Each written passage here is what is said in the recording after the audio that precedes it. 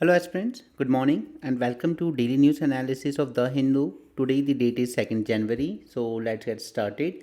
But before that, I would like to inform you about the MPPSC exam, okay, which is on 16th Feb and इसका notification आया है on 31st night and इसकी regarding अगर आप सिर्फ MP specific GK पढ़ने के लिए जिसमें से 100 आउट ऑफ 40 क्वेश्चंस आते हैं MP स्पेसिफिक, इसके लिए आप इजी एज पाई की ही बुकलेट ले सकते हैं, okay, which is available in Delhi as well as Indore. Okay, so let's start with this session. First is यहाँ पर मिस्टर दल्लेवाल ये फार्मर एजिटेशन चल रहा है और सबसे बड़ी डिमांड क्या है इनकी, that MSP should be legalise. ठीक, लीगलाइजेशन ऑफ एमएसपी, इसके इम्प्लीकेशन, इसके प्रॉस एंड कॉन्स हम लोग ऑलरेडी मेंस 450 वीडियो में एनालाइज कर चुके हैं. यूट्यूब पर अवेलेबल है, आप देख सकते हैं, क्योंकि अगर क्वेश्चन आएगा तो सिंपली आपसे उसके प्रॉस एंड कॉन्स इम्प्लीकेशन ही पूछे जाएंगे. सेकेंड इनकी डिमांड है that we need a loan waiver. No, loan waiver की बात जब आती है तब remember again, don't take it personally, but अगर कोई लॉस में जाता है तो सिर्फ सर्विस क्लास इसलिए बिकॉज इनका जो टैक्स होता है वो पहले से ही कट के आता है इनकी सैलरी में. ठीक, और इनको अगर लोन भी लेना है तो वो भी इनका टाइम टू टाइम इन्हें ईएमआई पे करनी ही पड़ती है. इवन कोविड के टाइम भी जब लॉकडाउन लगा था 3 महीने के लिए, तब गवर्नमेंट ने कहा था ओके हम लोग अभी ईएमआई नहीं लेंगे, लेकिन बाद में बैंक्स ने वो जो ईएमआई गई थी, यानी उसका जो इंटरेस्ट गया था उस पे कंपाउंड इंटरेस्ट जोड़ा था बाद में. यानी कि जो 3 महीने डेफर किया गया आपका ईएमआई, उस पे बना हुआ इंटरेस्ट पे भी इंटरेस्ट लगाया गया था. सिंपल इंटरेस्ट की जगह कंपाउंड इंटरेस्ट लिया गया था. तो सर्विस क्लास हमेशा लॉस में रहती है इस चीज़ में. फ़ायदे में 2 क्लास जाती है, जिसमें से सबसे इंपॉर्टेंट क्लास है कॉरपोरेट. ऑलमोस्ट 16 लाख करोड़ तक का लोन इनका राइट ऑफ हुआ है और यहीं से वो बैड हैबिट्स डेवलप होती हैं. हालांकि ये सब सरकार की कोलिशन में हुआ था, इलेक्ट्रल बॉन्ड का इम्पैक्ट मैंने आपको बताया, लेकिन इसी से ये बीमारी और ज़्यादा फैलती है दूसरी क्लासेस में, जिसमें एक सबसे इंपॉर्टेंट क्लास है फार्मर्स. नाउ फार्मर क्लास में प्रॉब्लम है कि कई बार ये जेन्युइन रीजंस भी होते हैं. फॉर एग्जांपल कि एमएसपी से बहुत नीचे फसल बिकी है तो प्रॉफिटेबल नहीं रहा एग्रीकल्चर, या फिर कई बार कोई नेचुरल डिज़ास्टर आ जाता है जिस वजह से क्रॉप्स वगैरह फेल हो जाती हैं और इन्हें दोबारा से अपना लोन पे करना मुश्किल होता है. ठीक है, but at the same time farmers में एक और चीज़ है कि कई बार रैकलेस स्टफ्स के लिए भी लोन ले लिया जाता है. फॉर एग्जांपल मैरिज, राइट, और इस तरह के लिया हुआ लोन भी वो ये बताते हैं कि ये फार्मर्स का लोन है और फिर इसके लिए राइट ऑफ डिमांड करते हैं. इस पूरे से होता क्या है कि एक बैड कल्चर सेट हो जाता है. दैट मीन्स अभी लोन लेते हैं, रैकलेसली उसको यूज़ करेंगे और उसके बाद जब भी इलेक्शंस आने के करीब होंगे तब हम लोग डिमांड करेंगे प्रोटेस्ट करके वेवर. ठीक, लोन वेवर डिमांड किया जाएगा. कॉरपोरेट्स टाइम टू टाइम ही करते रहते हैं, हर साल का काम है उनका. बट फार्मर्स में कहीं ना कहीं लगता है कि या तो इलेक्शंस आने होंगे तब हम ले लेंगे, या फिर जब भी हम लोग ऑर्गेनाइज फील करें, या सच में जब भी कभी जेन्युइन डिस्ट्रेस हो. बट इससे क्या होता है कि बैंक्स के अल्टीमेटली एनपीएस बढ़ जाते हैं. ओके, कई बार गवर्नमेंट पहले इनको रीइंबर्स कर देती थी बैंक्स को कि ये पैसा हम आपको दे देंगे from budgetary allocation. But under Modi government, Manmohan Singh ने पहली बार इसको यूज़ किया था 2009 के इलेक्शन के टाइम, कांग्रेस पार्टी ने. फिर उन्होंने बैंक्स को उनका लॉस रीइंबर्स कर दिया था. बट मोदी सरकार ने कहीं ना कहीं कहा है कई बार कि हम लोग कोई लोन रीइंबर्स नहीं करेंगे, आप जानिए आपको कैसे इसको मैनेज करना है. बट यहाँ पर ये जो बैड कल्चर डेवलप होता है, इस बैड कल्चर की वजह से यहाँ पर एनपीएस डेवलप होते हैं बैंक्स के, उनकी एफिशिएंसी ख़राब होती है. एंड इस एफिशिएंसी ख़राब होने की वजह से अल्टीमेटली यहाँ पर जो दूसरे सेक्शंस को लोन दिए जाते हैं वो और ज़्यादा कॉस्टली हो जाते हैं. राइट. सो ये यहाँ पर सुप्रीम कोर्ट की बनाई एक कमेटी थी, आपको याद होगा उस टाइम जब 3 फार्म लॉस के अगेंस्ट भी प्रोटेस्ट हुए थे, तब भी सुप्रीम कोर्ट ने कमेटी बनाई थी. बट यहाँ पे फार्मर्स के जो ऑर्गेनाइजेशन ने इन्होंने मना कर दिया है कि हम कमेटी के साथ कोई बात नहीं करेंगे, जबकि सेंट्रल गवर्नमेंट ने कहा है कि ये लोग हमसे डायरेक्ट बात करने को तैयार नहीं है. तो फिर सुप्रीम कोर्ट जो भी डिसीजन लेगा दल्लेवाल स्टेट पर, इस पर हम लोग मान लेंगे. एग्रीकल्चर मिनिस्टर हैं हमारे शिवराज सिंह चौहान, उन्होंने कहा है that centre will abide by the Supreme Court's directions on the indefinite hunger strike. Okay, 2 main demand है, legal guarantee and farm loan waiver. तो यहाँ पे मैंने लीगल गारंटी एमएसपी लीगलाइजेशन पे तो मेंस 450 में डिस्कस किया हुआ है. But at the same time कभी ना कभी हम 20 मिनट्स वीडियो डिस्कशन में हम लोग डिटेल में एनालाइज करेंगे कि आफ्टर ये जो फार्म लोन वेवर्स हैं इनका क्या इम्पैक्ट होता है, इनके इम्प्लीकेशंस क्या होते हैं. Okay, but at the same time कुछ ज़रूरी भी होता है, कई बार जेन्युइन डिमांड भी होती है वो। ओके, नेक्स्ट यहाँ पे जीएसटी कलेक्शन है, ये हर महीने ऊपर नीचे होते रहते हैं, बट ये कहीं ना कहीं दिखाता है कि ये जो डिमांड है ये पूरी तरह स्लम्प कर गई है to 3.3%। Okay, and that's what I am telling consistently since last few years कि सरकार ने इतना हैवी टैक्सेशन किया है पब्लिक पे कि पब्लिक के हाथ में जो डिस्पोजेबल इनकम जिसे हम कहते हैं वो काफ़ी रिड्यूस हुई है। राइट, इस वजह से मार्केट में वो डिमांड नहीं है जो कि आमतौर पे हमें देखने को मिलती है। अब डिमांड कम होने की वजह से इसका इम्प्लीकेशन बहुत फार रीचिंग होता है, बिकॉज अल्टीमेटली जो इंडस्ट्रीज प्रोडक्शन भी कर रही हैं फिर वो किसके लिए प्रोडक्शन करेंगी, राइट। तो उन्हें अपना प्रोडक्शन कम करना होता है, ये अपना प्रोडक्शन कम करते हैं तो उससे अल्टीमेटली एम्प्लॉयमेंट भी कम हो जाता है, उतनी वर्कर्स की अब इनको ज़रूरत नहीं है। और क्योंकि प्रोडक्शन कम हुआ है, सेल्स कम हो रही हैं, तो फिर इनके द्वारा पे किए जाने वाला टैक्स वो भी डिक्रीज़ होने लगता है, कॉर्पोरेशन टैक्स। वहाँ पे जो लोग वर्क कर रहे हैं उनके द्वारा आने वाला इनकम टैक्स भी डिक्रीज होने लगता है। तो अल्टीमेटली ये एक विशियस साइकिल बन जाता है और इसका सोल रीज़न है ये जो पब्लिक के हाथ में डिस्पोजेबल इनकम है इसका रिड्यूस होना। इसके रिड्यूस होने का एक सबसे बड़ा रीज़न तो रहा गवर्नमेंट की तरफ से हैवी टैक्सेशन, चाहे वो पेट्रोल, डीजल, एलपीजी या बेसिक गुड्स पर हो। इवन बाइक्स, यार बाइक एंड स्कूटीज़ ये कोई लग्जरी गुड नहीं है, बट उस पर भी 28% टैक्स लगाया गया। ओके, सो ये दिखाता है कि गवर्नमेंट की जो पॉलिसीज़ हैं वही मार्केट को स्टैग्नेशन की तरफ ले जा रही हैं। दूसरा एक और मैसिव रीज़न है अनएम्प्लॉयमेंट। मैं आपको बार बार कहता हूँ कि there in economy there is a concept call as cyclical and counter cyclical. Okay, that means जब प्राइवेट सेक्टर अच्छा ग्रो कर रहा हो, वो एम्प्लॉयमेंट जनरेट कर रहा हो, उस वक्त पब्लिक सेक्टर को अपना द्वारा जनरेट किए जाने वाला एम्प्लॉयमेंट डिक्रीज कर लेना चाहिए और फिजिकल कंसोलिडेशन की तरफ जाना चाहिए। ठीक है, अपना डेफिसिट कम करने की कोशिश करनी चाहिए, ये पॉलिसी होती है। लेकिन जब प्राइवेट सेक्टर में जॉब्स क्रिएट ना हो रही हों, वो एम्प्लॉयमेंट नहीं दे पा रहा है, उसकी ग्रोथ नहीं हो रही, तो पब्लिक सेक्टर यानी government jobs, government PSUs, government banks, इनकी जिम्मेदारी बनती है कि सरकार इसमें ज़्यादा एम्प्लॉयमेंट क्रिएट करे और पब्लिक के हाथ में पैसा जाए, वो डिमांड जनरेट हो फिर मार्केट में, राइट। इसे हम कहते हैं साइक्लिकल एंड काउंटर साइक्लिकल। लेकिन गवर्नमेंट बिल्कुल जस्ट अपोजिट जा रही है। जब प्राइवेट सेक्टर में जॉब्स कम हो रही हैं तो सरकार भी अपनी तरफ से जॉब्स कम की जा रही है। इसका इम्पैक्ट आप एमपीपीएससी के नोटिफिकेशन में भी देख सकते हैं, जहां एमपी जैसा स्टेट जहां 55 डिस्ट्रिक्ट्स हैं, ठीक है, इतनी ज़्यादा पॉपुलेशन है, जहाँ पे खुद गवर्नमेंट कहती है कि हमारे पास 200 डेप्यूटी कलेक्टर की शॉर्टेज है, वहाँ पे सरकार वैकेंसी लेके आई है ओवरऑल जस्ट 158। ठीक है, नॉट जस्ट ये सारी 158 कोई डिप्टी कलेक्टर की वैकेंसी नहीं है, ये ओवरऑल जॉब सिनेरियो है। जस्ट 158 वैकेंसीज लेके आई हैं, जिसमें से 8 वैकेंसीज हैं डिप्टी कलेक्टर की। ठीक है, तो अगर आप भी सरकारी नौकरी कम करते जाओगे और प्राइवेट सेक्टर में भी इस वक्त जॉब्स नहीं मिल रही हैं, तो फिर इस तरीके का स्टैग्नेशन डिमांड में डेफिनेटली आएगा।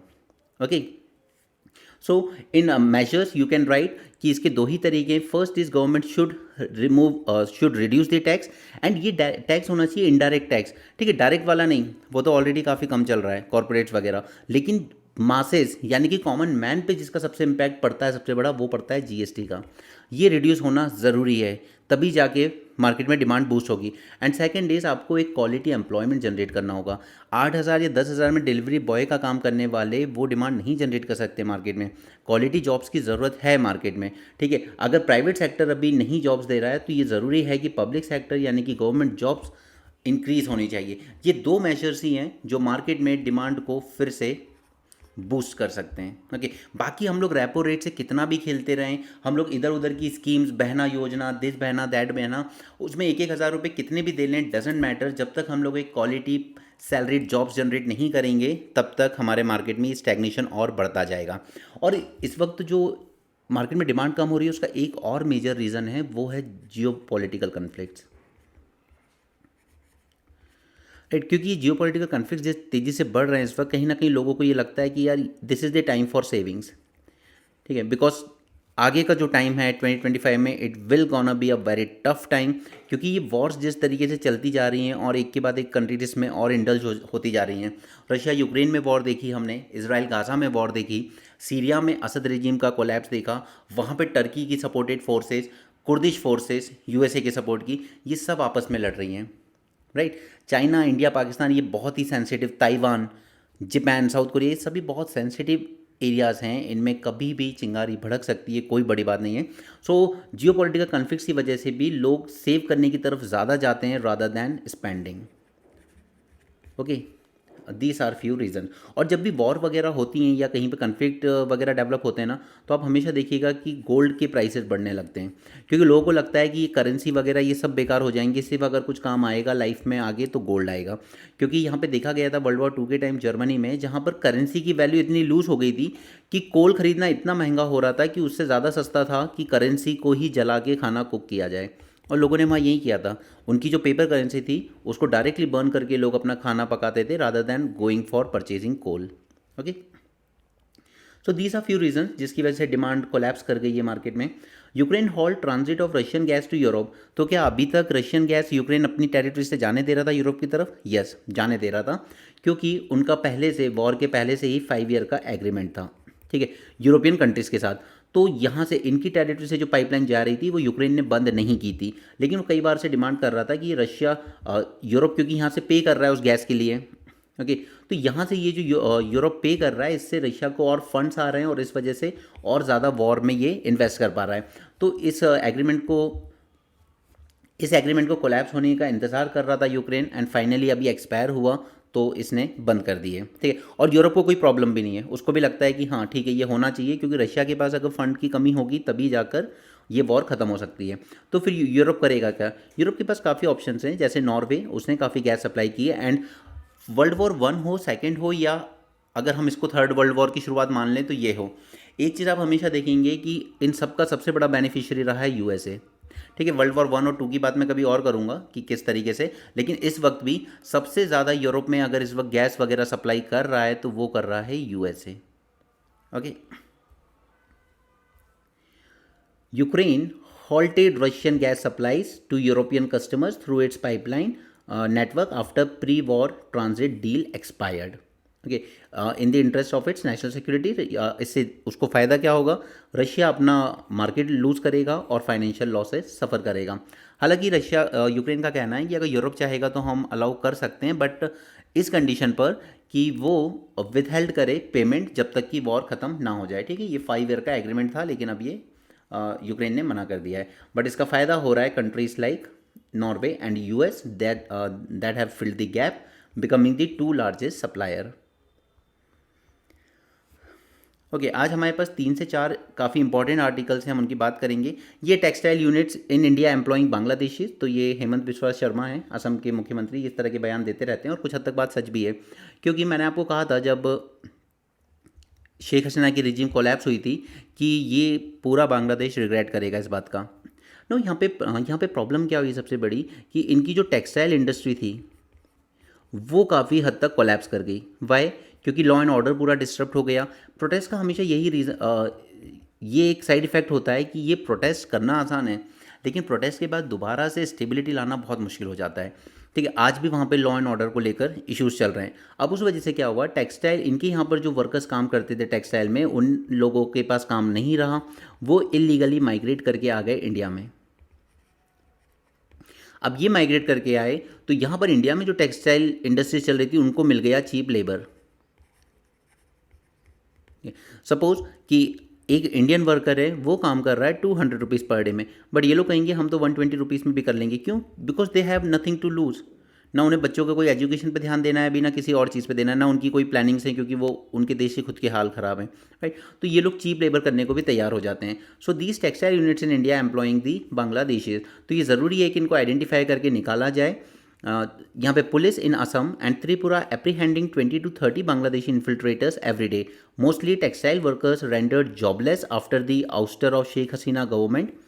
The textile industry in Bangladesh virtually collapse. जबकि ये अच्छा खासा तरक्की कर रहे थे एक टाइम पर ना। इसमें एक बात समझिएगा कि ये जब भी अथॉरिटेरियन रिजीम्स होती है ना, जब भी ये रिजीम्स कोलैप्स करती हैं तो इसके बाद दिक्कत बहुत हो जाती है, क्योंकि इनके टाइम पर काफ़ी ज़्यादा रिसेंटमेंट जनरेट तो हो जाता है पब्लिक के अंदर, ठीक है, काफ़ी सारा फ्रस्ट्रेशन डेवलप हो जाता है, लेकिन जब तक ये हैवी हैंड से रूल कर रहे होते हैं तब तक कुछ हो नहीं पाता। लेकिन इनके जाने के बाद ये सारी चीज़ें एकदम से बर्स्ट आउट होती हैं और ये लेकर आती हैं अपने साथ काफ़ी सारी law and order problems. Okay, इसलिए लोग भी जब बात करते हैं मोदी रिजीम, तब भी मैं पहले भी कहता था और अब भी कहता हूँ कि अथॉरिटेरियन रिजीम्स, अथॉरिटेरियन में किस सेंस में कह रहा हूँ, क्योंकि आज आप न्यूज़ चैनल्स की हालत देख सकते हैं, पूरी तरीके से पब्लिक का जनता इसका सरकार का कंट्रोल है। आपने बिहार में परसों देखा बच्चे पिटे प्रोटेस्ट करते हुए, मध्य प्रदेश में हुआ, यूपी में हुआ, बिकॉज अनएम्प्लॉयमेंट बढ़ रहा है but no one care, right, ना मीडिया ना ही सरकार। उसी तरीके से कभी फार्मर की इनकम कम होती जा रही है, कभी कुछ हो रहा है but no one care.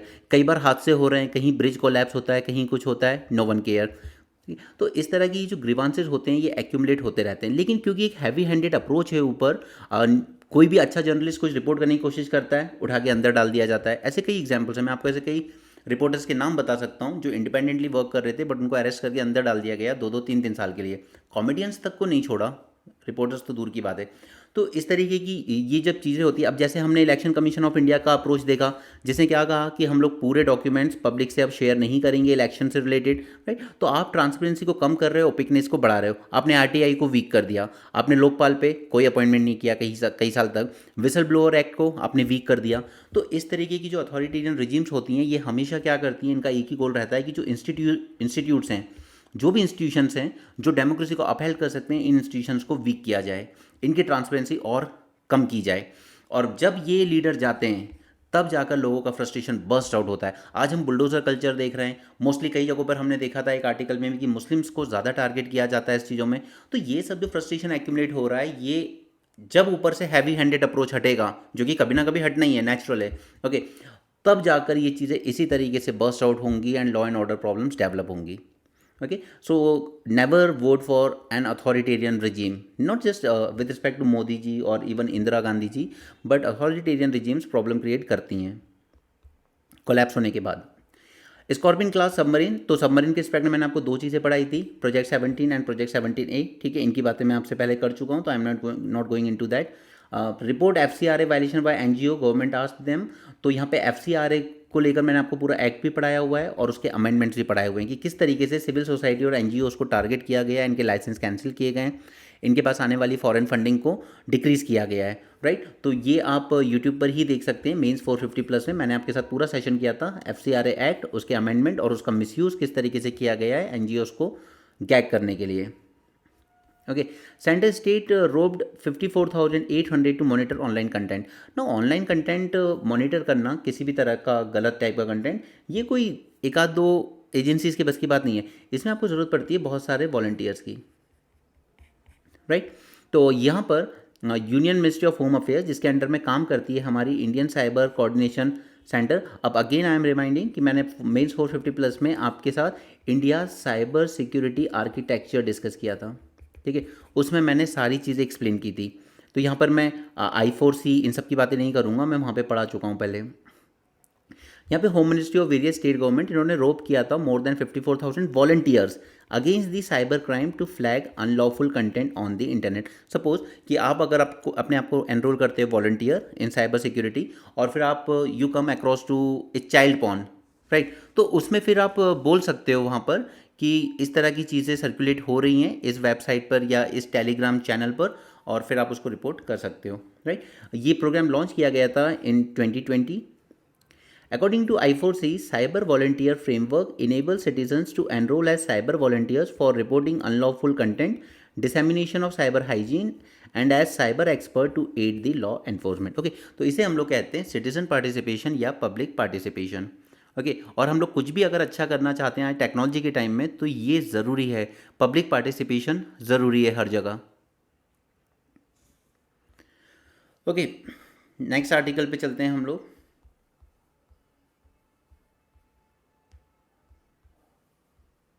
Excessive nitrates. ना, हमारे यहाँ ग्राउंड वाटर में हम लोगों ने पहले भी देखा है कि काफ़ी सारा फ्लोराइड होता है का, इसके अलावा काफ़ी सारा यूरेनियम भी होता है, ठीक है, और उसी तरीके से नाइट्रेट्स, ठीक है, ये इसका भी कंसंट्रेशन बढ़ता जा रहा है। एंड पिछली जब रिपोर्टिंग हुई थी, हमने इसको बायएनुअली हम लोग इसको मेजर करते हैं हर 2 साल में, और जब से इसकी रिपोर्टिंग स्टार्ट की है तो पिछली रिपोर्टिंग से यहाँ पर नंबर ऑफ डिस्ट्रिक्ट्स में इंक्रीज देखा गया है, यानी कि हमारा जो वाटर है वो और ज़्यादा पॉल्यूट होता जा रहा है due to excessive use of fertiliser. The excessive nitrates found in groundwater in 440 districts as of 23 and increased from 359 in 2017. Okay, so this is a big health hazard. फिर लोग कहते हैं कि यार हम कुछ गलत चीज़ें नहीं खाते फिर भी हमें कैंसर हो रहा है, हम लोग की उम्र कम है अभी लेकिन बाल सफ़ेद हो रहे हैं, बाल झड़ रहे हैं, राइट। तो ये सारी चीज़ें क्यों हो रही हैं? क्योंकि हमारे खाने से लेके पानी तक हर जगह केमिकल्स ज़्यादा हो गए हैं। Okay, excessive nitrates, excessive word हम कब यूज़ करते हैं? वो हम यूज़ करते हैं जब when there is more than 45 mg पर लीटर। ओके, इसका कंसनट्रेशन जब नाइट्रेट्स का हमें 45 mg से ज़्यादा हो जाएगा पर लीटर, तब हम कहेंगे कि यहाँ पे एक्सेसिव नाइट्रेट्स हैं वाटर में। Largely due to use of subsidise synthetic nitrogenous fertilisers. Okay, इसीलिए फर्टिलाइजर्स की यूज़ का रेगुलेशन ज़रूरी है। इसलिए हम लोग नैनो यूरिया टाइप की चीज़ें लेकर आए हैं जिनकी एफिशिएंसी बेटर है। ठीक है, मैंने प्रीलिम्स रिवीजन सीरीज में आपको पढ़ाया भी था। Rajasthan, Karnataka, Tamil Nadu reported the highest nitrate contamination problem. अच्छा, एग्जाम में इसको यूज़ कैसे करोगे? सिर्फ न्यूज़पेपर पढ़ाना काम नहीं है मेरा, ठीक है, ये बताना है कि एग्जैक्टली यूज़ कैसे करोगे। ठीक, ओके। तो जब आप हेल्थ हैज़ार्ड की बात कर रहे हो कहीं पर इंडिया की हेल्थ की, या हमारे फर्टिलाइजर्स के मिसयूज़ की, या फिर हमारे ग्राउंड वाटर एंड सॉइल की क्वालिटी ख़राब होने की, तो उसमें आप कोट करेंगे इसको, as per a report by Central Ground Water Board the excessive nitrates have been found in groundwater in more than 440 districts and this is another big health hazard। Okay, सिर्फ ये इतना सा पॉइंट आपको coat करना है अपने answer में as a further point. School enrolment down by over a crore in 2023-4। अब ये स्कूल एनरोलमेंट कम क्यों हो रहा है? कम इसीलिए हो रहा है बिकॉज कॉस्ट ऑफ लिविंग जो है लोगों की वो बहुत ज़्यादा बढ़ गई है। ठीक है, तो लोगों को यही लगता है कि ठीक है यार, और वैसे भी जब भी किसी कंट्री में अनएम्प्लॉयमेंट बहुत ज़्यादा बढ़ेगा, लोगों को लगेगा कि ग्रेजुएट और पोस्ट ग्रेजुएट बनकर भी अगर डिलीवरी बॉय का काम करना है, चाय पकौड़े के ठेले लगाने हैं, तो फिर स्कूल जाके क्या करें? अभी से ये काम करना शुरू कर दें, राइट। तो हमेशा सिर्फ ये नहीं रहता है कि अनएम्प्लॉयमेंट है तो वो उसका लिमिटेड स्कोप है, नहीं। अनएम्प्लॉयमेंट आपकी नेक्स्ट जनरेशन को भी अनएजुकेटेड रखने का पोटेंशियल रखता है, क्योंकि वो उनका जो मोराल होता है वो सब लूज़ कर देता है, कोई एंथुसियाज्म नहीं रह जाता है कि क्या करना है फिर पढ़ के भी। The total enrolment of students have drop by over a crore in 2023-4। Okay, और इस पोर्टल के बारे में मैंने आपको एक बार बताया था, Unified District Information System for Education Plus. Okay, तो इससे पता चलता है past 4 year enrolment numbers have hovered around 26 crore for past 4 year, but इस साल ये सिर्फ 24.8 करोड़ ही रह गया है। फिर इसके रिस्पेक्ट में मैंने आपको कई सारे रीजन बताए थे, जिसका एक और रीज़न बताया था मैंने, केन बेतवा लिंक के टाइम पर ड्रॉट। जब ड्रॉट होगा तो क्या होगा? ड्रॉट में या तो मदर वाटर फैच करने जाएगी कई किलोमीटर, या फिर वो अपनी डॉटर को भेजेगी। अगर डॉटर 5th या 6th क्लास मान लें चलिए, तो उसको ये कहा जाएगा कि आप अपने जो छोटे सिबलिंग्स हैं इनका ध्यान रखिए, mother is going to fetch water, right. ये चीज़ें बहुत कॉमन है। अब इस वजह से ये जो बच्ची है 5th 6th क्लास की, इसको ड्रॉप आउट कर लिया जाता है स्कूल से, राइट। सो क्लाइमेट चेंज का इम्पैक्ट हुआ ड्रॉट, ड्रॉट का इम्पैक्ट क्या हुआ? आपकी सोशल लाइफ पर, और आज ये आपकी सोशल लाइफ पर हुआ है इस बच्ची की, आगे चल के ये इस बच्ची की इकोनॉमिक लाइफ पर भी होगा, क्योंकि अब ये पढ़ नहीं पाई 5th 6th से ज़्यादा, तो फ्यूचर में अगर ये कोई काम भी करेगी तो क्या कर पाएगी? ज़्यादा से ज़्यादा एक लेबर का वर्क कर पाएगी, राइट। तो इसीलिए क्लाइमेट चेंज में आप कनेक्ट कर सकते हैं, क्लाइमेट चेंज की वजह से ये जो डिज़ास्टर्स आते हैं ड्रॉट टाइप के या हीट वेव्स टाइप के, ठीक है, इस वजह से सोशल लाइफ डिस्टर्ब होती है और अल्टीमेटली लॉन्ग टर्म में इंसानों की इकोनॉमिक लाइफ भी डिस्टर्ब होती है। ओके, चलिए अब हम आ जाते हैं अपने आर्टिकल्स पे। 3 आर्टिकल्स हैं हमारे काम के, लेकिन उससे पहले मैं एंड्स के बारे में एक बात यहाँ पे बताना चाहूँगा, दैट टोटल बायोमास, हमारे पूरे प्लानट पर इतनी सारी एंड्स हैं that their total mass is expected to exceed that of birds and mammals combined. और इनको कहा जाता है eusocial insects. Eusocial मतलब ये ऑर्गेनाइज करके चलती हैं खुद को एक कॉलोनीज में, एंड काफ़ी हाई लेवल का कॉपरेशन रहता है इनके बीच में। There is a clear cut division of labour. अगर इनको कोई बड़ा टास्क करना होगा तो ये अपने आपस में clear cut division of labour कर लेती हूँ। यहाँ पे इजराइल के साइंटिस्ट ने ऐसे ही कुछ प्रेडिक्ट किया कि उन्होंने एक बड़ा सा टी शेप का कुछ रख दिया, और वहाँ पे देखा गया किस तरीके से ये लोग कॉपरेट करके उसको हटाने की कोशिश कर रही थी, ठीक है। बट आपके लिए काम का सिर्फ इतनी सी बात है। चलिए, 4 UN environment summit fell short in 2024। तो मैंने एक एक करके आपको सारे पढ़ाएं, नाउ रिकॉल कौन कौन से हुए थे। UNCCD, ठीक है, सऊदी अरेबिया के रियाद में हुआ था, डेजर्टिफिकेशन से रिलेटेड है। UNFCCC, ये कहाँ हुआ था? बाकू अजरबैजान में, क्लाइमेट चेंज से रिलेटेड था। UNCBD कहाँ हुआ था? काली, कोलंबिया में। और इन्हीं के साथ साथ एक और समिट हुआ है, यहाँ पे 4 लिखा है ना, एक और हुआ है, वो है साउथ कोरिया में, जो कि प्लास्टिक्स को लेकर हुआ था। राइट। अब इन सभी में से कोई अच्छे आउटकम निकल के नहीं आए। सबसे बड़ा रीज़न क्या? Difference between develop countries versus developing countries. Developing countries क्या डिमांड है? हमें टेक्नोलॉजी दीजिए, हमें फंड्स दीजिए, राइट। डेवलप कंट्रीज का क्या कहना है? हम एक्स्ट्रा फंड नहीं दे सकते, और टेक्नोलॉजी के पे इनका क्या कहना है कि ये सब प्राइवेट कोलैबोरेशन के थ्रू आ सकती हैं, सरकार आपको कोई ऐसे फ्री में नहीं दे सकती, राइट। तो इन दोनों के बीच में जो इशू है, उस वजह से इन चारों में ही कुछ ना कुछ निकल के नहीं आया। अब डेवलप और डेवलपिंग कंट्रीज, ये दोनों एक वर्ड को लेके कभी कोई फेवर में हो जाता है, कभी कोई अगेंस्ट में हो जाता है। वो वर्ड है लीगली बाइंडिंग। कहीं पे डेवलपिंग कंट्रीज नहीं चाहती कि कुछ कोई चीज़ लीगली बाइंडिंग हो, यानी कि कार्बन एमिशन कम करने पे हम पे लीगली बाइंडिंग हो। कभी डेवलप कंट्रीज नहीं चाहती कि फाइनेंशियल कमिटमेंट को लेकर कोई लीगली बाइंडिंग एग्रीमेंट हो। ओके, सो लीगली बाइंडिंग तो कोई नहीं चाहता, ठीक। कुछ चाहते हैं किसी एग्रीमेंट में, कुछ चाहते हैं किसी और एग्रीमेंट में। अब पहले तो आप ये याद रखिए कौन से समिट कहाँ हुए हैं, क्योंकि ये आपको एग्जाम्स में पूछ लिया जाता है, प्रीलिम्स में। ओके, याद होंगे आपको अब तक। एनीवे, तो हम इसी आर्टिकल को एग्जामिन करते हैं। यूपीएससी में कहाँ कहाँ रेलेवेंस है, ये सब आप पढ़ सकते हैं, यहाँ से पीडीएफ आपको मिल जाएगी। समिट्स, कोलंबिया में हुआ बायोडाइवर्सिटी का, अजरबैजान बाकू में हुआ फॉसिल फ्यूल यानी UNF triple C, Saudi Arabia land degradation, Riyadh में, साउथ कोरिया प्लास्टिक्स में। इन सभी समिट्स में क्या हुआ? सभी समिट्स में they ended without any meaningful resolution due to lack of consensus और पार्शियल एग्रीमेंट, ठीक है। तो कोई कंसेंसस बन नहीं पाता है इस तरह के मैटर्स पे, और आप आधा अधूरा सा कुछ एग्रीमेंट पब्लिश करके ख़त्म कर देते हो। This highlights the failure to address the critical environmental issues such as biodiversity loss, climate change and plastic pollution. National interest जो हैं वो डाइवर्जेंट हैं दोनों के। डेवलपिंग कंट्रीज ये चाहती हैं हमें टेक्नोलॉजी ट्रांसफ़र किया जाए, हमें financial support they develop countries, but क्योंकि हमारे खुद के कुछ डेवलपमेंटल चैलेंजेस हैं, इकोनॉमिक कंस्ट्रेंट्स हैं, एंड हम लोग भी इकोनॉमिक क्लाइमेट चेंज की मार झेल रहे हैं, जिस क्लाइमेट को डैमेज आप लोगों ने किया था। बट डेवलप कंट्रीज़ काफ़ी हेजिटेंट रहती हैं इस चीज़ को लेके कि हम कोई एडिशनल फाइनेंशियल रिसोर्सेज नहीं दे सकते, क्योंकि हमारे यहाँ खुद डोमेस्टिक चैलेंजेस चल रहे हैं, पॉलिटिकल प्रेशर होता है हमारे यहाँ भी, and there is focus on emission reduction commitments under the Paris protocol agreement. लेकिन रिमेंबर कि जो पेरिस एग्रीमेंट है वो कोई लीगली बाइंडिंग डॉक्यूमेंट नहीं है, ठीक है, वो वॉलेंटरी है।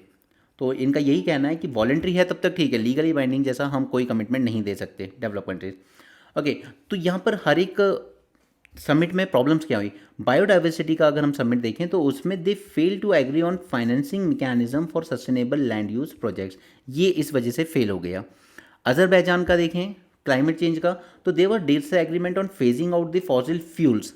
क्यों? क्योंकि countries like Saudi Arabia, Russia जो इतना ज़्यादा एक्सपोर्ट करती हैं फॉसिल फ्यूल्स को, ये अगेंस्ट में थी। इंडिया का भी यही कहना है, फेजिंग आउट की बात मत करो, फेज डाउन की बात करो। धीरे धीरे हम भी कोल का यूज़ कम कर देंगे, लेकिन सडनली हम कोई कमिटमेंट नहीं दे सकते कि हम उसको फेस आउट कर देंगे, डाउन करेंगे धीरे धीरे। अभी 70% डिपेंडेंसी है, उसको कम करना शुरू करेंगे। ओके, तो ये इस फ्रेज की वजह से फेल हो गया। लैंड डिग्रेडेशन, सऊदी अरेबिया, वहाँ पर there were delayed action on land restoration and sustainable agriculture practice, क्योंकि एग्रीकल्चर बहुत ही सेंसिटिव मैटर है। अगर हमसे कहा जाए आप एग्रीकल्चर ऐसे कीजिए वैसे कीजिए, जबकि हमारे किसानों की उतनी फाइनेंशियल स्ट्रेंथ ही नहीं है, तो फिर इस तरह के एग्रीमेंट्स हम कभी नहीं करेंगे। Plastic pollution, South Korea, countries land on plastic oppose this legally binding treaties for reduction. ठीक है, कुछ कंट्रीज का कहना था नहीं, वॉलेंटरली करना है तो ठीक है, legally binding treaty plastic pollution को लेकर हम नहीं एक्सेप्ट करेंगे, ठीक है। तो ये इस वजह से चारों समिट फेल हो गए। सो चैलेंजेस क्या निकल के आए इन सब में? सबसे पहला चैलेंज है, कॉमन चैलेंज है सभी में, lack of consensus. There is a divide between develop and developing countries that hinders agreements on key environmental goals. अब आप ये बताइए, प्लास्टिक पॉल्यूशन पे लीगली बाइंडिंग एग्रीमेंट किसने मना किया होगा? ऑफकोर्स डेवलपिंग कंट्रीज, ठीक, क्योंकि उनकी कैपेसिटी कम है, ठीक है, वो इसके ऑल्टरनेटिव वगैरह डेवलप नहीं कर सकती इतनी जल्दी, और कर भी लेंगी तो महंगे होंगे, वो कॉस्टली पड़ेगा। बट डेवलप कंट्रीज कहती हैं कि लीगली बाइंडिंग कर लेते हैं फिर, जबकि पॉल्यूशन उन्होंने ही किया है वर्ल्ड में सबसे ज़्यादा पहले। Delayed action, failure to prioritize the critical issues such as biodiversity, land degradation and emissions. Growing divide, there are differences in the priorities exacerbate the challenges for global cooperation. कि developing countries की priority है economic development, right, जबकि develop countries ये economic development already अपने लोग ही कर चुके हैं, उनके यहाँ की quality of life, standard of life better है, राइट। सो फिर क्या कर रहे हैं हम लोग इसमें, ठीक है, what should be the way forward. First is we need to rebuild the momentum. The developed nation must fulfill the commitments to provide financial and technological support to developing countries and promote the equitable accountability to bridge the gap between developed and developing economies. सिर्फ develop पे blame मत डालो अब, ठीक है? China हो गया, India हो गया, ये भी कंट्रीज़ हैं जो बराबर से कॉपरेट कर सकती हैं, डोनेशन दे सकती हैं, और इनका भी जिम्मेदारी बनती है अब क्लाइमेट की तरफ। और एक और बात सोचिए कि ये डेवलपिंग कंट्रीज़ है ना, little bit poor countries, climate change के सबसे ज़्यादा इम्पैक्ट इन्हीं पे फील होंगे, क्योंकि जो डेवलप कंट्रीज हैं उनके पास बेटर रिसोर्सेज हैं to cope up with that. वो अपने लोगों को कंपनसेट दे सकते हैं, वो अपने लोगों को ऑल्टरनेटिव शेल्टर्स बना के दे सकते हैं, दे हैव दैट रिसोर्सेज। लेकिन डेवलप कंट्रीज के पास उतनी फाइनेंशियल स्ट्रेंथ नहीं है, उतना अच्छा इंफ्रास्ट्रक्चर नहीं है। तो मान लीजिए कि दोनों पे क्लाइमेट चेंज के अगर बराबर इम्पैक्ट भी होंगे ना, तो ज़्यादा नुकसान इनका होगा, ये लॉस में होंगे। तो developing countries should also understand कि हमें ये जो गैप है इसको कम करना ज़रूरी है डेवलप और डेवलपिंग कंट्रीज़ के बीच में, इसलिए दोनों की अकाउंटेबिलिटी बनती है। डेवलपिंग कंट्रीज़ हमेशा ब्लेम गेम नहीं खेल सकती डेवलप के कंट्रीज़ के लिए। Next is measurable outcome, focus on ambitious pledge backed by measurable progress and result. तो प्लेज तो हमने पेरिस क्लाइमेट के अंडर में लिया, लेकिन उस पर कोई ज़्यादा अच्छी प्रोग्रेस दिख नहीं रही है। Strengthen implementation, shift from ambitious goal setting to tangible action and monitoring. अब हम लोग बड़े बड़े गोल तो रख लेते हैं कि हम तब तक नेट ज़ीरो हो जाएंगे, हम लोग 2030 तक अपने फॉसिल फ्यूल एमिशन पीक कर देंगे। तो आप इस तरह के एम्बिशियस गोल मत रखिए, have at least practical goals which are achievable, and उनके लिए भी कोई टेंजिबल एक्शन प्लान तैयार होना चाहिए।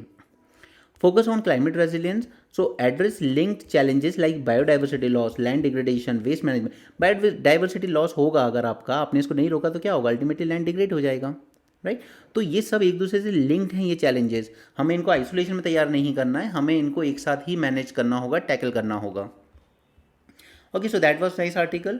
आगे चलते हैं, sorry state of India's parliamentary proceedings, क्योंकि हमारे यहाँ पार्लियामेंट में क्या हो रहा है, ज़्यादा एडजर्नमेंट्स हो रही हैं और डिस्कशंस कम हो रहे हैं। इस बार भी यही हुआ।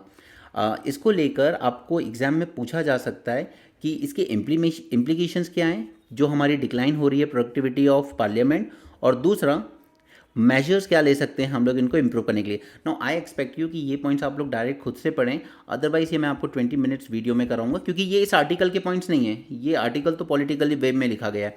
लेकिन यूपीएससी आपसे जो पूछेगा वो पूछेगा implication of reducing parliamentary time, and second is कि हम इसमें क्या मेजर्स ले सकते हैं अपने पार्लियामेंट को और ज़्यादा प्रोडक्टिव बनाने का। Okay, so that will be a short question for your next year mains. Okay, so ये आप सेल्फ इससे रीड करेंगे, अदरवाइज जो वीकली मैगजीन आएगी आप उसमें रीड कर सकते हैं, या फिर मैं इस पर वीडियो बनाऊंगा बाद में। यहाँ पर है, मैंने आपको डिलिमिटेशन पे 20 मिनट्स का वीडियो बनाया था, आई होप आपने देखा हो, ठीक है? क्योंकि उसका रीज़न यही था सबसे बड़ा कि सदर्न स्टेट्स खुश नहीं है इस चीज़ को लेके कि आप डिलिमिटेशन करने जा रहे हो, हमारी नंबर ऑफ सीट्स कम हो जाएंगी। इसको लेकर ही मैंने आपको एक सॉल्यूशन दिया था, जो ऑफिसर्स आईएएस एकेडमी के सर ने आर्टिकल लिखा था। उन्होंने कहा था कि आप नॉर्दर्न स्टेट्स में दे दीजिए 20 लाख पॉपुलेशन पर सीट लोकसभा में, और सदर्न स्टेट जिन्होंने पॉपुलेशन मेजर्स किए हैं, अच्छा कंट्रोल किया, उन्हें दे दीजिए 10 लाख पर एक parliamentary seat, right? That is the practical solution जो हो सकता है, क्योंकि यहाँ पे लीडर्स लाइक चंद्रबाबू नायडू आंध्रा के एंड एम के स्टैलिन तमिलनाडु के, इनका कहना है कि ये डिलिमिटेशन एक्सरसाइज की वजह से हमें लॉस होगा पार्लियामेंट्री सीट का, हमारा रिड्यूस शेयर हो चुका है पॉपुलेशन में, क्योंकि हमारे यहाँ फैमिली प्लानिंग मेजर सक्सेसफुल रहे थे। बट अब आंध्र प्रदेश, जिसने कभी लॉ बनाया था कि 2 बच्चों से कम होंगे तभी आप कंटेस्ट कर पाओगे इलेक्शन, अब वो नया लॉ बनाना चाह रहा है, इसका just opposite. It is thinking of enacting a law that would make only those with more than 2 childrens eligible to contest local body election. अगर 2 से ज़्यादा बच्चे होंगे तभी आप लोकल बॉडी इलेक्शन कंटेस्ट कर सकते हो, ऐसा लॉ बनाने जा रहा है आंध्र प्रदेश। ओके, लेकिन प्रॉब्लम ये है कि गवर्नमेंट कह रही है कि इसके लिए हम और बेनिफिट्स प्रोवाइड कर सकते हैं ऐसी फैमिलीज़ को जो ज़्यादा बच्चे पैदा करेंगी। ऐसे स्टैलिन ने भी कहा था, why not aim for 16 children's.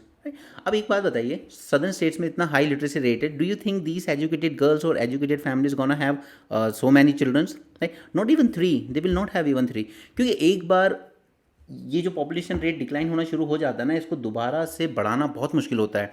आप देख रहे हैं जापान, स्पेन, इन कंट्रीज़ में हाल ऐसे हैं कि सरकार कितना भी पैसा दे रही है, लेकिन फिर भी ना तो वो शादियां कर रहे हैं, ना वो बच्चे पैदा कर रहे हैं, राइट? तो एजुकेशन ऐसी चीज़ है, वो आपको हद से ज़्यादा इट कांट बी लाइक कि हाँ ठीक है बस बच्चे करते रहो वो तो हो जाएंगे बड़े, वैसा माइंडसेट नहीं रह जाता है।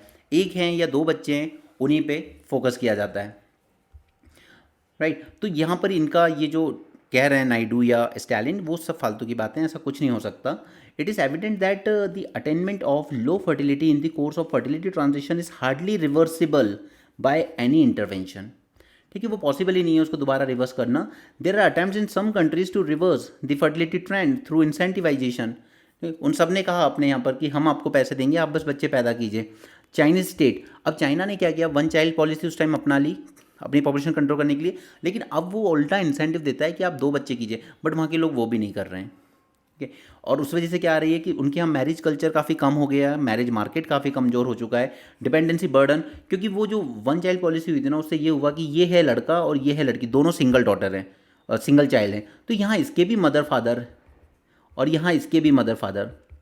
नो रिमेंबर, ये 6 लोग हो गए. अब रिमेंबर कि ये जो विमेन है वो वर्किंग नहीं है, वो हाउस वाइफ है, तो इस अकेले लड़के पर 6 लोगों की जिम्मेदारी आ जाती है. राइट, तो ये इसी डिपेंडेंसी बर्डन को चाइना में देखा गया. And extremely low fertility. The quick and force regulatory measures to restrict reproduction has never paid dividend. अब ना तो ऐसे इंटरवेंशन कभी पॉपुलेशन कंट्रोल कर पाए, क्योंकि हमारे यहाँ पॉपुलेशन कंट्रोल पॉलिसी कब आई थी पहली बार 1954 में.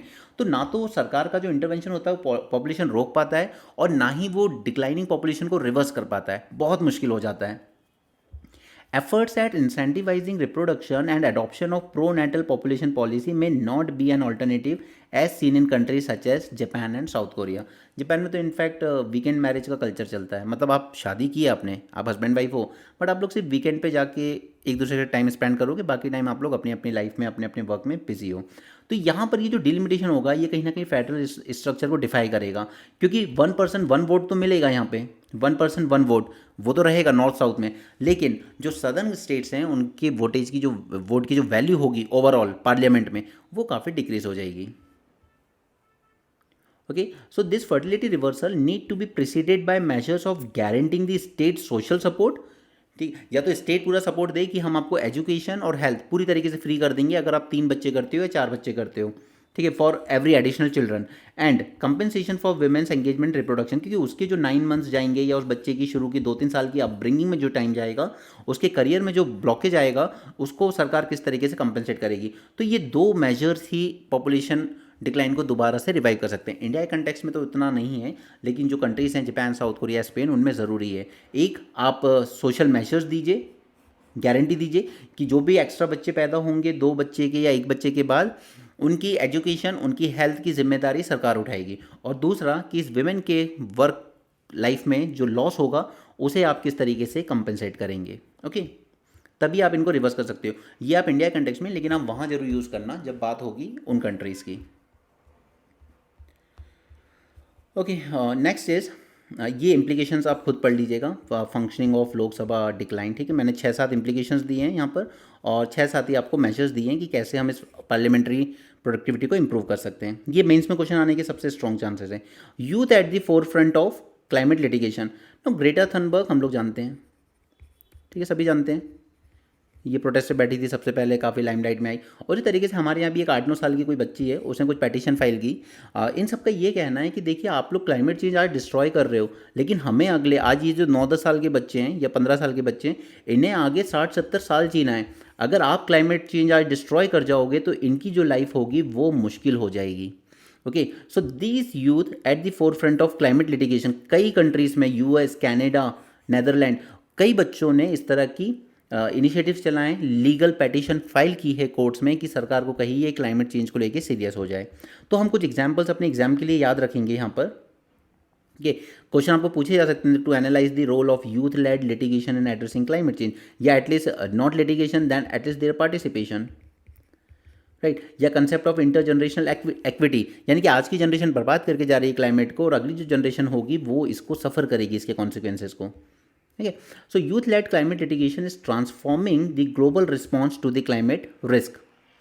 It frames climate inaction as a human rights violation. अगर सरकार क्लाइमेट के लिए कुछ एक्शन नहीं ले रही है तो आप हमारे ह्यूमन राइट्स को वायलेट कर रहे हो. ओके, और इसका सबसे ज़्यादा इम्पैक्ट पड़ेगा यंगर जनरेशन पे. सो यहाँ पे ये फोकस करते हैं to hold the government and the corporations accountable to push for systematic solution. ऐसे ही एक लैंडमार्क केस आया हेल्ड वर्सेस मोंटाना यूएसए में. ये इस तरह के कुछ पॉइंट्स याद रखिए, ये आपके आंसर्स को रियली बहुत इंपैक्टफुल बना देंगे. Okay, a landmark youth led constitutional climate lawsuit in the US, ये फाइल किया गया in August 2023। Montana Supreme Court upheld the district court ruling in favour of 16 young plaintiffs. एक तो ये दिखाता है कि बच्चों में अवेयरनेस है क्लाइमेट को लेकर। रूलिंग ने रिकग्नाइज किया the constitutional right to a clean and healthful environment and mandated reforms to reduce emission. और एग्जैक्टली ऐसा ही ऑब्जर्वेशन हमारे यहाँ भी दिल्ली हाई कोर्ट ने किया था, और बाद में सुप्रीम कोर्ट ने भी सिमिलर ऑब्जर्वेशन दिया था दिल्ली के पॉल्यूशन को लेकर। ठीक है, कि there is right under article 21 right to life, we people of India have right to clean and healthy environment. और इसके लिए बस सुप्रीम कोर्ट ने क्या कहा कि ये रिफॉर्म्स हम लोग मैंडेट नहीं कर सकते, ये सरकार का काम है, ये लेजिस्लेचर का काम है, ये एग्जीक्यूटिव का काम है जो इस तरह के रिफॉर्म्स कर सकती है, राइट। लेकिन ये एग्जैक्ट ऑब्जर्वेशन हमारे यहाँ भी दिया गया था that there is a fundamental right to clean and healthy environment. Global impacts और कुछ केसेस देख लीजिए। कनाडा में, अगेन ये नाम याद मत रखिए, नहीं कनाडा में बस आप डायरेक्टली याद रख सकते हैं कि यहाँ पर इन लोगों ने भी चैलेंज किया था इस चीज़ को under their own Canadian charter of rights and freedom, जैसे हमारा फंडामेंटल राइट है। नेदरलैंड, यहाँ पे कोर्ट रूलिंग ने कहा it compel the government to adopt stricter emissions target. Colombia, ये ज़रूर आपके आंसर में मिलना चाहिए, ठीक है, ये पॉइंट ज़रूरी है। यहाँ पे सुप्रीम कोर्ट ने रिकग्नाइज किया, इनके सुप्रीम कोर्ट ने, हमारे नहीं, रिकग्नाइज किया that Amazon rain forest is a legal entity. और हमारे यहाँ भी उत्तराखंड हाई कोर्ट ने गंगा एंड यमुना, इनको लीगल एंटिटी का दर्जा दिया है। अब लीगल एंटिटी क्या होता है? ठीक है, लीगल एंटिटी ये होती है that now you can sue them और they can also sue you, यानी कि आप रिवर के बिहाफ पे जाके स्टेट गवर्नमेंट को सू कर सकते हो, यानी उसके अगेंस्ट केस दर्ज कर सकते हो कि गंगा को डिस्ट्रॉय कर दिया इन लोगों ने, राइट। ये होता है लीगल एंटिटी का दर्जा। तो ये आपके में मिलना चाहिए। आपको कोलंबिया के रिस्पेक्ट में नहीं कहना है तो आप इंडिया के रिस्पेक्ट में कहिए, उत्तराखंड हाई कोर्ट का जजमेंट था। Germany, constitutional court enforce stricter climate policies. India, हमारे यहाँ पे एक 9 साल की बच्ची रिधिमा पांडे ने एनजीटी में पेटिशन फाइल की। उसने 3 डिमांड्स की main. First is integration of climate change into environmental impact assessment. जब भी कोई प्रोजेक्ट आता है तो एनवायरमेंट इम्पैक्ट असेसमेंट किया जाता है, लेकिन उसमें क्लाइमेट चेंज को इंटीग्रेट नहीं किया जाता है। Climate change means in the long term इसके प्रोजेक्ट्स के जो कॉन्सिक्वेंसेज होंगे वो क्या होंगे। Next establishment of national green house gas inventory. एक प्रॉपर इन्वेंट्री बनाइए कि आखिर कितना ग्रीन हाउस गैस एमिशन हो रहा है हमारी पूरी कंट्री से। देन एक रोड मैप बनाइए for carbon budgeting and developmental activity. तो ये 3 पॉइंट्स ही एग्जैक्टली आपको अपने आंसर में यूज़ करने होंगे कि किस तरीके से हमें अपने यहाँ पर एनवायरमेंटल रिफॉर्म्स करने चाहिए। हमें ये 3 चीज़ों का ध्यान रखना चाहिए। Okay, next is broader implication. Broader implication देखें तो inter generational activity, that is ऐसी पॉलिसीज बनाइए जो लॉन्ग टर्म इम्पैक्ट कंसिडर करे, क्योंकि वो फ्यूचर जनरेशन को झेलने होंगे। Legal framework, youth led lawsuits evolve the climate discourse from activism to systematic change. Science based policy, we need to focus on evidence driven reforms to address the climate emergencies. Okay, next is Indian air force dilemma. अब ये news में क्यों आया है? Again इसमें कोई ज़्यादा points नहीं लिखने हैं आपको अपने आंसर के लिए, ठीक है, ये तो वो यूपीएससी का रेलेवेंस हो गया सिलेबस में, ये सब आप खुद पढ़ लीजिए। लेकिन इसको देखिए ज़रा, ये है चाइना का 5th जनरेशन, और इवन कल ही की जो न्यूज़ है उसने अपने यहाँ 6th जनरेशन की भी जो फाइटर प्लेन्स हैं उनको लॉन्च कर दिया है। नो प्रॉब्लम इज़ कि चाइना बहुत तेज़ी से मिलिट्री मॉडर्नाइजेशन कर रहा है, इंडिया कहीं नहीं है दूर दूर तक। चाहे हम कितना भी दम भर लें विश्वगुरु का, हम कहीं स्टैंड नहीं करते हैं। एंड चाइना बहुत सीरियस है अपने मिलिट्री मॉडर्नाइजेशन को लेके। हम लोग छोटे छोटे चेंजेस करके ही खुश होते रहते हैं, ठीक है। हमारी डिपेंडेंसी आप इसलिए समझ सकते हैं कि हम लोग राफेल पे डिपेंड हैं, जो चाइना खुद बना रहा है, खुद यूज़ कर रहा है, इवन एक्सपोर्ट भी कर रहा है। हम लोग राफेल पे डिपेंड हैं कि आप हमारी जो गैप है उसको फिल कीजिए, ठीक है। हम लोग तेजस भी बना रहे हैं तो हम लोग जनरल इलेक्ट्रिक मोटर्स यानी कि यूएसए की प्राइवेट कंपनीज पे डिपेंड है कि हमारे पास इंजन दीजिए, वरना तो हमारे फाइटर प्लेन किसी काम के ही नहीं है, राइट। तो अभी भी हम लोग उतना ही ज़्यादा इम्पोर्ट डिपेंडेंट हैं, वो भी ऐसे टाइम पर जब चाइना कहाँ निकल के जा रहा है, राइट। दूसरा, हमारे यहाँ हम लोग ब्यूरोक्रेटिक हर्डल्स में ही उलझे रहते हैं। हमारे यहाँ कोई फाइल, कोई प्रोजेक्ट क्लियर होने में ही सालों लग जाते हैं इनको। So first is China's military modernisation. China has become the only country after US to possess more than one operational 5th generation fighter aircraft including J-20 and FC-31, ठीक है। इसमें काफ़ी टेक्नोलॉजिकल एडवांसमेंट है। सबसे इंपॉर्टेंट है high tech platforms like stealth fighter jets, इनको radar से पकड़ना पॉसिबल नहीं होता है। Launch of amphibious naval ships जो दोनों जगह यूज़ हो सकती हैं। Hypersonic civil jet prototype and autonomous exploration ship. तो ये सारे टेक्नोलॉजिकल एडवांसमेंट मिलते हैं आपको यहाँ पर इस 5th जनरेशन फाइटर एयरक्राफ्ट में। ठीक है, तो ये दिखाता है चाइना की seriousness, its focus on military modernisation and technological superiority. आप सिर्फ इस एक पॉइंट को याद रखिएगा अपने आंसर के लिए। Okay, only this one. India का क्या? India currently operate 31 fighter squadron, जबकि हमने स्ट्रेंथ किया है टोटल 42। ठीक है, बाकी तो अभी तक हम फुल नहीं कर पाए, हम अपनी फुल स्ट्रेंथ से ऑपरेट भी नहीं कर रहे हैं अपनी एयरफोर्स को। This is first issue. ठीक है, this is first issue. Second is India lack the 5th generation fighter aircraft and is awaiting the induction to modernise its fleet. No, हमारे पास 5th जनरेशन फाइटर एयरक्राफ्ट नहीं हैं, और जो थोड़े बहुत भी हैं वो डिपेंडेंट हैं हम लोग इम्पोर्ट्स पे, such as Rafale, to address these capability gaps. These 3 are big issues. Key programmes जो चल रहे हैं उसमें सबसे इंपॉर्टेंट चल रहा है आर्म का, that is advance medium combat aircraft which will be expected to be India's first indigenous 5th generation fighter jet, but वो अभी भी अपने अर्ली स्टेज में है, उसको बनने में आप मान लीजिए 15 से 20 साल और लग जाएंगे। लाइट कॉम्बैट एयरक्राफ्ट लाइक तेजस जो रिप्लेस करेगा हमारे जो रिटायर हो रहे हैं मिग विमानों को, बट इसमें काफ़ी डिलेज देखे जा रहे हैं डिलीवरीज में एंड प्रोडक्शन में, राइट। डिलेड प्रोक्योरमेंट, अब सरकार प्रोक्योरमेंट करना चाहती है लेकिन इसमें कई बार डिलेस होते हैं, और ये क्यों होते हैं?